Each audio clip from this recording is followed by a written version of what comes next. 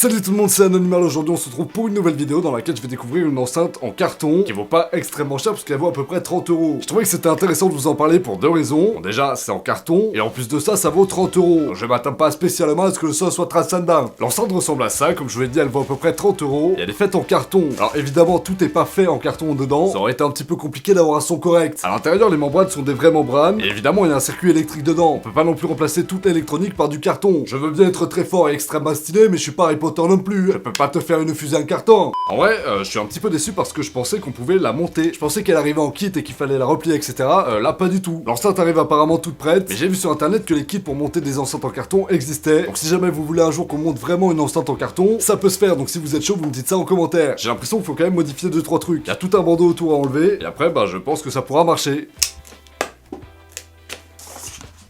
Ok, voici l'enceinte comme elle est censée être. Vous pouvez voir qu'ils ont essayé de donner un petit style à l'enceinte. C'est un peu vintage, ça plaît aux jeunes, ça. Au-dessus de l'enceinte, vous avez une poignée pour pouvoir la transporter assez facilement. Vous avez aussi un bouton de volume qui permet aussi d'allumer l'enceinte qui n'est pas en carton. Ah!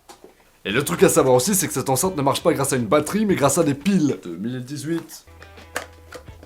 Oh, c'est vraiment de la schlagerie. Ça va être ultra chiant de mettre les piles là-dedans.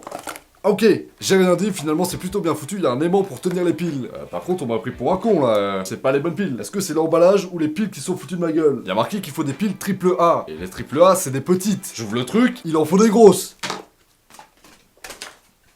La saoulé. De retour avec des piles correctes. Est-ce que maintenant ça s'allume? Oui, je vais aller vérifier aussi si le signal Bluetooth est visible ou non. Le signal est visible et il s'appelle B-Box Miami. Incroyable. Aïe, coup dur pour Clément. Il se rendra compte plus tard dans la vidéo que l'enceinte n'a jamais émis de Bluetooth. Quelle énorme merde. Mec, tu pourrais te connecter à l'enceinte et genre mettre n'importe quelle musique? Tu me dis rien du tout. Bah c'est bon.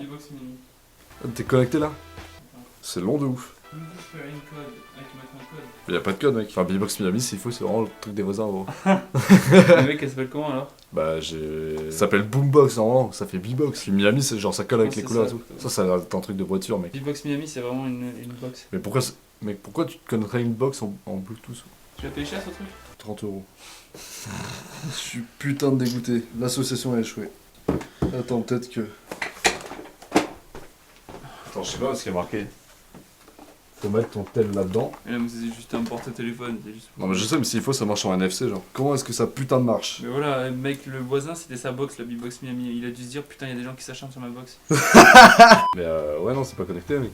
Mais c'est peut-être un amplificateur de son, hein. Vas-y, mets ton son. Je pense pas, parce que là, c'est plein, là. Capte le son et renvoie, genre. Ouais, peut-être. Vas-y. Au village sans prétention, j'ai mauvaise réputation. Bah non, ça a rien fait, Je mec. démène ou que je reste bois, je passe pour un je ne sais quoi. Vas-y. Tu l'entends pas? Si j'éteins l'enceinte, vas-y. Voilà. Non, c'est une vanne.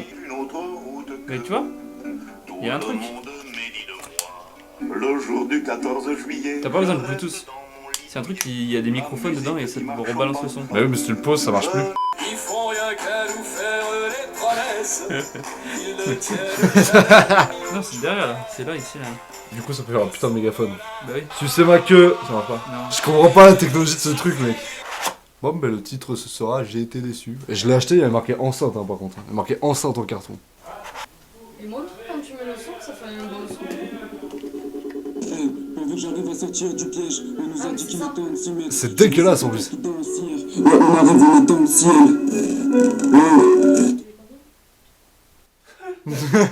30 euros. Si c'est pas là, ça fonctionne pas. C'est de la couille, quoi. Ça va nickel.